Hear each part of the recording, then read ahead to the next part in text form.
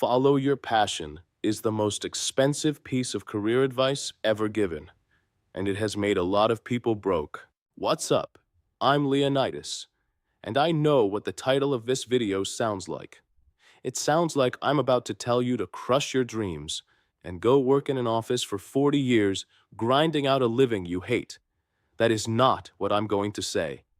What I am going to say is that the advice, follow your passion, when applied to the question of what career to build in your 20s, is vague, misleading, and in many cases, actively harmful to the financial outcomes of the people who take it seriously.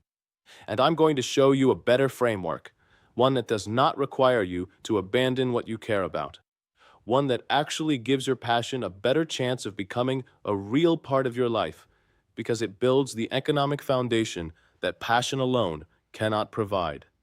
Quick disclaimer: nothing here is career counseling or financial advice.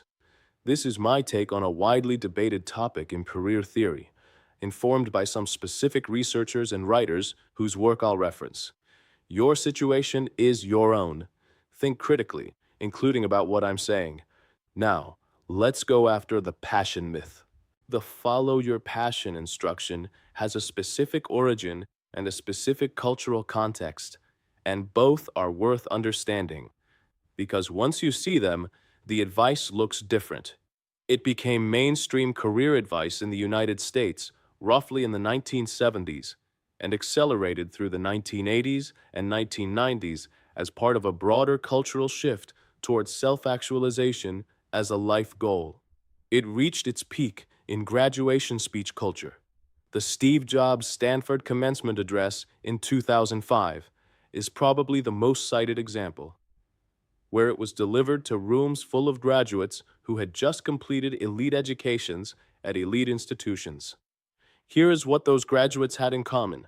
They already had the skills, the credentials, the network, and the economic safety net that made passion following a viable option.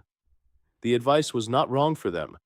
It was incomplete, and when applied to people without that foundation, it becomes actively misleading. Cal Newport, a computer science professor and the author of So Good They Can't Ignore You, spent years studying how people actually end up in work they love. His finding was counterintuitive and well documented. Most people who have deeply satisfying careers did not start with a passion and then build a career around it. They became passionate about their work after they became skilled at it. The passion followed the mastery, not the other way around. He called the mechanism that explains this the self-determination theory of work satisfaction. People feel genuine passion and engagement in work when it provides three things: autonomy, competence, and connection. None of those three things are present at the beginning of any career. They are earned through the accumulation of rare and valuable skills. The passion, in other words, is a reward for becoming excellent, not a prerequisite. Here is where the advice becomes genuinely harmful, specifically for young men without inherited wealth or a financial safety net. The implicit assumption in follow your passion is that the financial side will work itself out if you care enough. This assumption has a survival bias problem. The people who followed their passion and it worked out financially are highly visible. They wrote books about it, gave TED Talks about it, became the examples in the graduation speeches. The people who followed their passion and it did not work out financially are invisible. They went back to school, took jobs they did not love, quietly rebuilt. Nobody interviews them. You are building your career framework based on the visible half of the distribution. The passion framework fails most predictably in one specific way. It leads young men to choose low-paying careers in high-competition fields based on interest, and then spend years discovering that interest alone does not produce income. Income does not materialize from loving the work, and by the time that lesson lands, they are in their late 20s with underdeveloped skills in a field that is structurally unable to reward them. This is not hypothetical.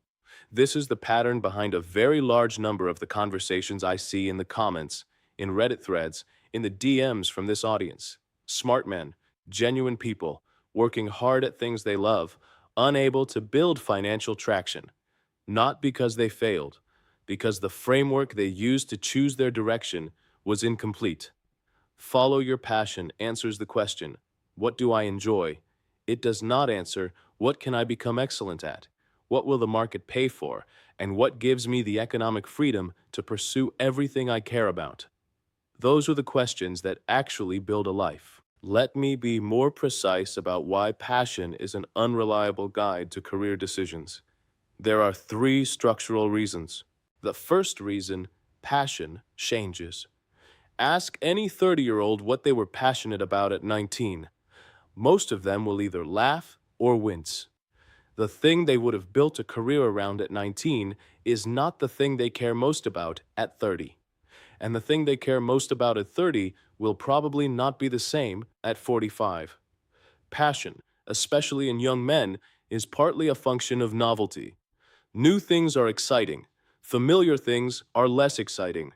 This is not a character flaw, it is basic human psychology. But it means that building your career infrastructure around your current passion is building on sand. The passion will shift. The career infrastructure you built to serve it will not. Skills, by contrast, are portable. The man who has built a high-value skill set can redirect that skill set toward any new interest or direction that emerges.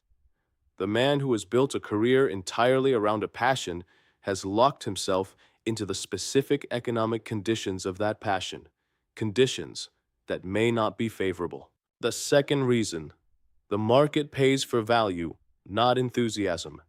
This sounds harsh. It is not intended to be. It is simply accurate. The market, your employer, your clients, your customers, will pay you in proportion to the value you create for them. That value is determined by how rare your skills are, how much demand exists for those skills, and how well you can deliver them. Your passion is not a signal to the market. Your passion is invisible to every hiring manager, every client, and every customer you will ever interact with. What they can see is what you are able to do and how well you can do it. This means a man who is deeply passionate about something the market undervalues will be paid poorly, regardless of how genuine his passion is. And a man who has built rare and valuable skills in an area he finds intellectually interesting, but not emotionally igniting, will be paid well, and will likely find, over time, that the mastery produces the satisfaction that the passion once promised. The third reason is the most psychologically interesting one, and it is the one I have seen play out most destructively in real people's lives. When you turn your passion into your primary income source, especially when that income is insufficient, the passion itself changes character. The thing you once did freely, for its own sake, becomes something you do under financial pressure. The creative work becomes the product. The expression becomes the revenue source. And the gap between I love this and I need this to pay my rent does something to how the work feels. Painters who need to sell paintings paint what sells, not what they want to paint. Musicians who depend on streaming revenue make what gets streamed, not what they want to make. Writers who live on content production write what performs, not what they care about most. This is not universal. There are people who successfully merge passion and income without losing what made the passion meaningful. But they are the exception, and the exception almost always involves either extraordinary talent, extraordinary luck, or an economic cushion that bought them the time to figure it out. For everyone else, the attempt to live on passion frequently ends with the passion corrupted and the finances still inadequate. Making your passion your income source puts it under financial pressure, and financial pressure changes what the work is. The man who does what he loves as a side of his life, funded by a well-paying career, often has a healthier and more genuine relationship with that passion than the man who depends on it to eat. So if not passion, what? The framework I want to offer is not the opposite of passion. It does not say do something you hate for the money. That is not sustainable either. The framework is Build your career on the intersection of three things: what you can become genuinely skilled at, what the market pays well for, and what you can tolerate working on seriously for an extended period without burning out. That third criterion is where something like interest comes in. Not passion in the romantic sense, but basic intellectual engagement. You do not need to love your work from day one. You need to be able to work at it without misery while you build the competence that produces genuine engagement. Let me make this concrete. High opportunity careers, by which I mean careers with strong median salaries, reliable demand, and genuine skill ceiling for advancement, cluster in a relatively small number of domains. Skilled trades, electricians, plumbers, HVAC technicians, welders, high demand, severe supply shortage, six-figure earnings achievable within 3 to 5 years of apprenticeship, no degree required, almost nobody's childhood passion, deeply satisfying to many of the men who build careers in them. Technology, software engineering, cloud infrastructure, cybersecurity, data, high demand across nearly every industry, remote friendly, strong compensation at mid and senior levels. Multiple self-taught paths exist alongside traditional education, sales, and business development. In almost every industry, the people who generate revenue are compensated better than the people who do almost anything else. Commission-heavy roles with high ceilings, transferable to any sector, pure merit pay in most cases. Healthcare, nursing, physician assistant, diagnostic imaging, occupational therapy. High demand, structurally growing with an aging population. Stable employment across economic cycles. Genuine human connection in the work. Finance and accounting, CPA, financial analysis, corporate finance. Foundational skills that transfer across industries. Entry points exist at multiple education levels. I want to show you the actual income differential between high passion and high opportunity career choices. Because when people hear this argument abstractly, they often underestimate how large the practical gap is. Look at the software engineering row. A mid-level software engineer earns more than twice the median of most passion career paths and reaches that income in 3 to 6 years, not 10 to 15. That income gap compounds. It compounds in investments. It compounds in the financial cushion available for the passion projects that matter to you. It compounds in the options your life contains. A man earning $115,000 a year can fund his passion with $20,000 a year and still invest more than most passion career workers earn in total. Here is the insight that ties this together, and it is the one that most people miss when they hear this argument. The goal is not to abandon your passion. The goal is to give your passion the conditions under which it can genuinely thrive. Your passion thrives when you have time to pursue it without financial pressure, when you can say no to projects that compromise it, when you can do it the way you want to do it rather than the way that pays, when it is never contaminated by desperation. Those conditions do not come from making your passion your job. In most cases, they come from having a job that is not your passion, that pays well, that leaves you with enough time and money to pursue the passion from a position of freedom rather than need. The musician who works in tech and plays music for the love of it is often doing more interesting music, with more creative freedom, than the musician who needs the music to pay the rent. The painter who works in sales and paints on weekends has more creative latitude than the painter who must sell every piece to survive. The division between work life and passion life is not a compromise. For many people, it is the arrangement that gives both parts of their life the best chance of being genuinely good. Work is excellent and well compensated. Passion is free and authentic. Neither one is poisoned by the other. Cal Newport's framework, which he calls career capital, is worth spending a few minutes on because it gives you a practical mechanism rather than just a philosophy. Career capital is the accumulation of rare and valuable skills. His argument is that the quality of your career is determined almost entirely by the quality and rarity of your career capital, and that passion, freedom, Autonomy and engagement are things you trade career capital for, not things you find and then build a career around. In other words, you do not start with passion and build skills. You build skills and then trade those skills for the career conditions that eventually include passion. This reversal of sequence is the entire insight, and it changes what you should be doing in your 20s from finding your passion to building your capital. Career capital is not abstract. It is specific. It is a skill that is rare enough that not many people can do it. It is a track record that is verifiable and credible. It is a network of people who know your work and can vouch for it. It is a reputation in a specific domain for producing specific results. You build it through deliberate practice, not just doing the job, but actively working at the edge of your current ability, seeking feedback, and compressing your learning curve intentionally. This process is not glamorous. It is not the kind of thing that makes a good social media post. It is 10,000 hours of showing up and getting slightly better every week. And the men who commit to it in their 20s arrive at 35 with a level of professional leverage that the men who followed their passion without building this kind of capital simply do not have.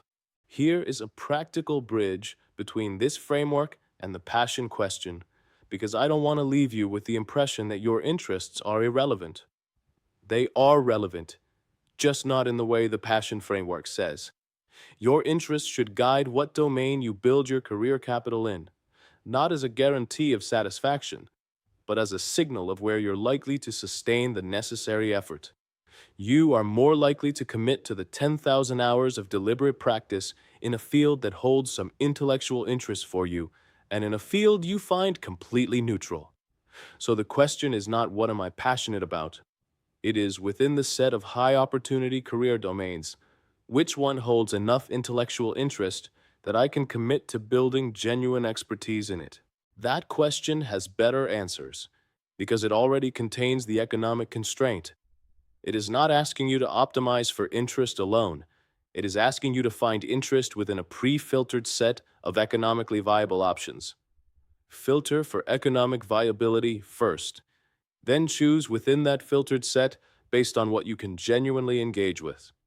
This gives passion its proper role as a tiebreaker within viable options, rather than the primary criterion that overrides all others. I want to say a word about the specific opportunity landscape in 2026, because market conditions are relevant to where career capital is most valuable. The dominant story of the last 2 years has been AI and its disruption of knowledge work fields. This is real, but the disruption is not uniform, and understanding where it concentrates versus where it opens opportunity matters enormously for career positioning. Fields being compressed by AI, entry-level content writing, basic data analysis, routine coding tasks, junior graphic design, standard customer service. These are not fields to build a career around right now. Fields being expanded by AI, people who can use AI tools to do more than one person previously could, people who can build and maintain AI systems, people who can interface between AI capabilities and business decisions, skilled trades that AI cannot perform physically, high-stakes human judgment roles.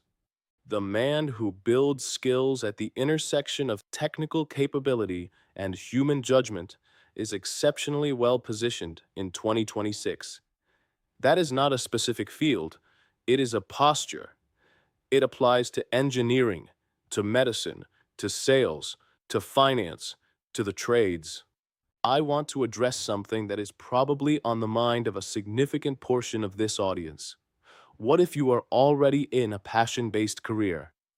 What if you have already committed 2, 3, 4 years to a path that fits the passion model, but not the economic model?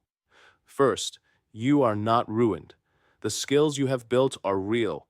The creative or interpersonal capabilities you've developed transfer into adjacent domains, often in ways that are underestimated. Second, the move is not to quit what you're doing and start over.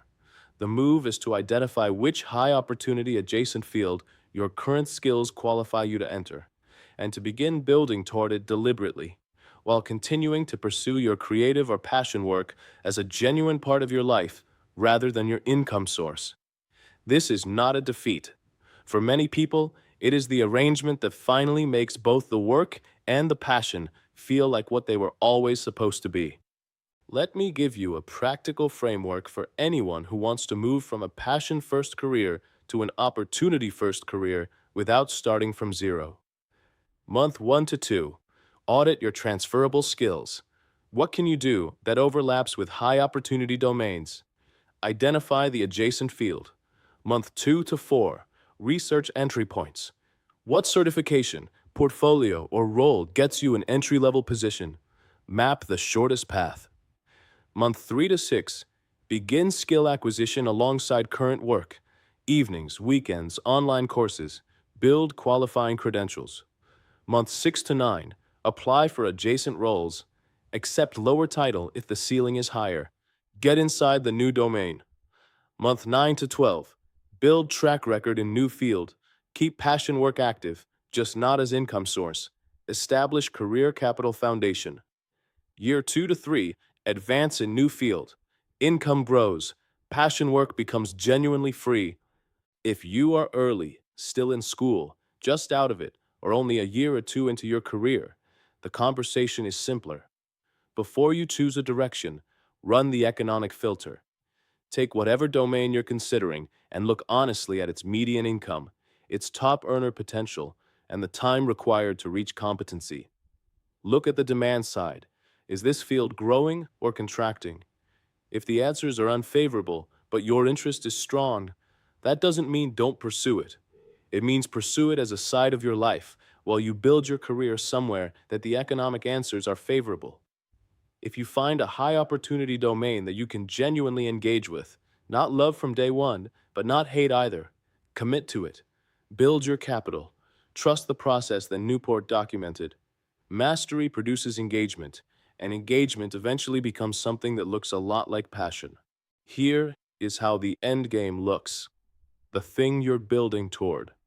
At some point, if you have built genuine career capital, if you have become rare and valuable in your domain, you will have negotiating leverage that most people never have. Leverage to negotiate remote work, to negotiate reduced hours for the same income, to negotiate the kind of role that gives you autonomy, time, and economic security simultaneously. That leverage is what you trade for the life that actually contains your passions. Not the fantasy version where the passion pays the bills. The real version where the career is excellent and the passion is free. Building that leverage is the work of your 20s and early 30s, and it starts with the decision to chase opportunity instead of following passion. I want to close with the complete picture, because this video is not a case against passion. It is a case for giving your passion a better chance. The men I most respect financially, the ones in their 30s and 40s who have built genuine wealth and genuine lives, almost none of them work only at something they were always passionate about, and almost none of them work only at something they find completely meaningless. Most of them built their careers on a foundation of high-value skills in a field that rewarded them economically, and then used that economic reward to build the life that contains everything else: the creative work, the relationships, the autonomy, the time, the side projects that matter to them. That is not a compromise. That is architecture. The career is the structure. The life is what you build inside it. Follow your passion skips the structure and tries to go straight to the life. That's why it so often collapses. Build the structure first. Then build everything you want inside it. That is the sequence that works. Here is the summary. Follow your passion is bad career advice, not because passion is bad, but because passion alone does not produce the economic conditions under which passion can thrive. It misses the market. It skips the capital building phase. and it often corrupts the passion itself by putting it under financial pressure it was never designed to carry. The better framework: build rare and valuable skills in a high opportunity domain you can genuinely engage with. Use the income that produces to fund your actual life, including every passion you have, and pursue those passions from a position of freedom, not desperation. One action after this video: take the career domain you are currently in or considering. Look up its median salary and its 10-year demand outlook. Write those numbers down. Then ask, is this a domain where building excellence produces economic leverage, or is it a domain where even excellence produces modest returns? If the answer is the second one, that is important information. It does not tell you to quit. It tells you to think carefully about what role this domain plays in your life and whether your career capital should be built somewhere else. Drop a comment. I want to know what domain you're in and how the economic filter looks when you run it honestly. Those conversations are genuinely useful for future content. I'm Leonidas. Build the structure. I'll see you in the next one.